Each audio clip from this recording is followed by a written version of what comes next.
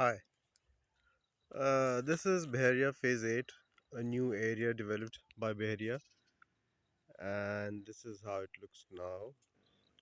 Still better, still contains the old Pindi look, and just for perspective, this is how it looks now, and this is how it used to be.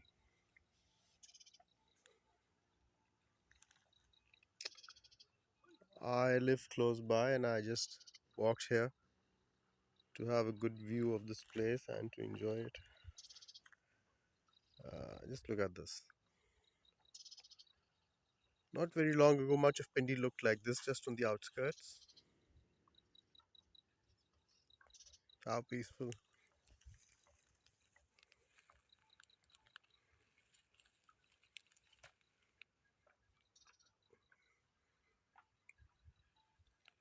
So when I look at the debris, probably what's Beria doing is it's dumping all the construction material here, and